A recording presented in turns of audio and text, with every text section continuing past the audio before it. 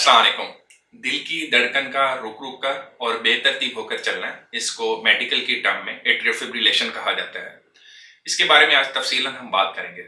हम बात करेंगे कि पहले 48 घंटों में हॉस्पिटल में पहुंचना क्यों ज़रूरी है, और इस रिदम की वजह से कुछ लोगों को फालिज का अटैक भी हो सकता है।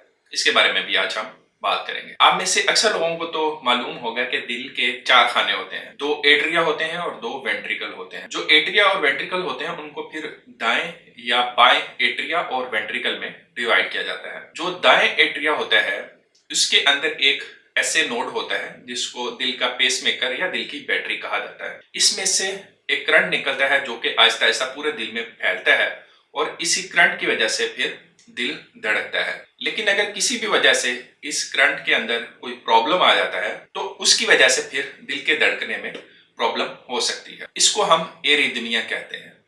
इन्हीं एरिथमियाज में से एक एरिथमिया एट्रियल फिब्रिलेशन कहलाता है। इसके अंदर क्या होता है कि जो दिल की धड़कन है वो एक तो रुक रुक कर चलती है, दूसरा बेतरतीब चलती है। इसके रुक रुक कर और बेतरतीब चलने की वजह से आपके दिल के अंदर खून का लोथड़ा, जिसको ब्लड क्लॉट कहा जाता है, वो भी बन सकता है। खून जो है वो एक रवानी के साथ बहता है। जब भी खून की रवानी में कहीं पे भी रुकावट आएगी तो उस वजह से फिर ब्लड क्लॉट बनने का खतरा होता है, और यही कुछ एट्रियल फिब्रिलेशन में होता है। जब एट्रियल फिब्रिलेशन की वजह से खून का जो बहाव है वो डिस्टर्ब होता है तो फिर दिल के अंदर छोटे छोटे क्लॉट बन सकते हैं, और फिर जब अगली दफा दिल धड़कता है तो ये क्लॉट वहां से पंप होके आपके दिमाग तक भी पहुंच सकते हैं, जिसकी वजह से फिर फालिज का अटैक भी हो सकता है। एट्रियल फिब्रिलेशन जो है इसकी मुख्तलिफ वजूहात हो सकती हैं।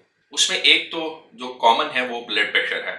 हाइपरटेंशन के मरीजों में ये काफी कॉमन प्रॉब्लम है। इसके अलावा जिन लोगों को थायराइड का प्रॉब्लम होता है, जिसको हम गिल्लड़ कहते हैं, उसकी वजह से भी एट्रियल फिब्रिलेशन का प्रॉब्लम हो सकता है। इसके अलावा दिल का अटैक, मोटापा और दिल के जो वेल्व्स होते हैं उनमें प्रॉब्लम भी एट्रियल फिब्रिलेशन की वजह बन सकते हैं। अगर किसी भी शख्स को अपनी धड़कन बेतरतीब महसूस हो रही हो तो उसको बगैर इसको डिले किए फौरन हॉस्पिटल में जाना चाहिए। वहां पे जाके आपकी एक ईसीजी होगी जिससे फिर ये डायग्नोज किया जा सकता है कि आपके दिल की धड़कन में क्या प्रॉब्लम है। अगर आपकी ईसीजी के ऊपर ये डायग्नोज हो जाए कि आपको एट्रियल फिब्रिलेशन का प्रॉब्लम है तो फिर ये देखा जाता है कि आपकी धड़कन 48 घंटे से पहले से खराब है या 48 घंटे से आपको ज्यादा हो चुके हैं। दोनों सूरतों में जो ट्रीटमेंट का प्लान है वो डिफरेंट हो जाता है। हमारा जो बेसिक गोल होता है वो दिल की धड़कन को नॉर्मल और तरतीब से रखना होता है। अगर धड़कन की खराबी को 48 घंटे से कम टाइम गुजरा हो तो फिर यह तस्वर किया जाता है कि अभी इसके हार्ट के अंदर क्लॉट बनने के जो चांसेस हैं वो कम है। तो ऐसे मरीज को उमूमन बिजली का झटका जो है वो दिया जाता है, और फिर देखा जाता है कि वो कौन सी वजह है जिसकी वजह से इसको दिल की धड़कन का प्रॉब्लम बना है। फिर उसके अकॉर्डिंगली आगे इसकी ट्रीटमेंट चलती है। अमूमन मरीजों को फिर बीटा ब्लॉकर लाइफ लॉन्ग दी जाती है ताकि उनके दिल की धड़कन जो है वो कंट्रोल रहे। लेकिन अगर मरीज को 48 घंटे से ज्यादा का टाइम गुजर गया है और फिर वो हॉस्पिटल में आता है तो फिर ऐसी कंडीशन के अंदर मरीज को फौरन बिजली का झटका नहीं दिया जाता। ऐसी सूरत हाल के अंदर फिर मरीज को 3 से 4 हफ्ते के लिए खून पतला करने वाली दवाई दी जाती है, और फिर उसके बाद मरीज को कहा जाता है कि वो हॉस्पिटल में आए और फिर उसको इलेक्ट्रिकली कार्डियोवर्ट यानी बिजली का झटका दिया जाता है, और फिर उसके बाद भी मरीज को 4 हफ्ते तक कम अज कम खून पतला करने वाली दवाई खाना होती है। इस सारी ट्रीटमेंट के अंदर एक ही चीज को मद्देनजर रखा जाता है कि मरीज जो है उसकी धड़कन को सही किया जाए और इसके फालिज के अटैक और ब्लड क्लॉट बनने के चांसेस को कम से कम किया जा सके। जो बिजली का झटका, जिसको मेडिकल की टर्म में इलेक्ट्रिकल कार्डियोवर्जन कहा जाता है, उसमें मरीज को पहले बेहोश किया जाता है और फिर जेल लगा के उसको एक खास वोल्टेज के ऊपर एक मशीन के जरिए से करंट दिया जाता है। उससे दिल की धड़कन दोबारा नॉर्मल हो जाती है। ये ऐसे ही है जैसे आपका मोबाइल हेल्ड हो जाए तो हम रीसेट का बटन दबा के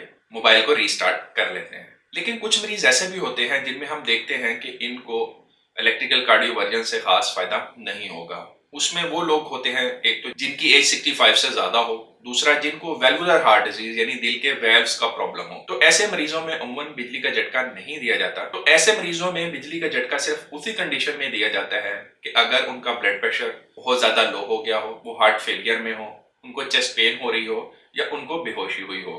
दूसरी सारी कंडीशंस के अंदर सिर्फ और सिर्फ उनके दिल की धड़कन को कंट्रोल किया जाता है, ان کو ایسی دوائیاں دی جاتی ہیں جن سے ان کی دل کی دھڑکن 100 سے کم رہے اور آئیڈیلی 55 to 60 کے درمیان میں رہے۔ تو ایسے مریضوں کے اندر نارملی بیٹا بلاکرز یا کیلشیم چینل بلاکرز دیے جاتے ہیں تاکہ ان کی دل کی دھڑکن کو کنٹرول رکھا جائے۔ ایسے مریضوں میں ردم کو کنٹرول کرنے کی کوشش نہیں کی جاتی، دل کی دھڑکن کو بے ترتیب رہنے دیا جاتا ہے، کیونکہ الیکٹریکل کارڈیوورژن بے شک کر لیں یا کوئی بھی ان کا ٹریٹمنٹ کر لیں، ان کی جو ردم کے نارمل ہونے کے چانسز بہت کم ہوتے ہیں۔ تو یہ بیسک تھوڑی انفارمیشن تھی ایٹریل فبریلیشن کے بارے میں۔ امید ہے یہ ویڈیو آپ کو انفارمیٹیو لگی ہوگی۔ اگر کسی کو بھی دل کی دھڑکن محسوس ہوتی ہے، اس کی بے ترتیبی محسوس ہوتی ہے، تو آپ کو فوراً ہاسپٹل جا کے اپنی ECG ضرور کروانی چاہیے۔ اگر ویڈیو اچھی لگی ہے تو اس کو لائک کریں، دوستوں کے ساتھ شیئر کریں۔ اسی طرح کی مزید اور ویڈیوز دیکھنے کے لیے چینل کو سبسکرائب بھی کر لیں۔ اگلی کسی اور ویڈیو میں پھر ملتے ہیں، تب تک اپنا خیال رکھیے گا۔ اللہ حافظ۔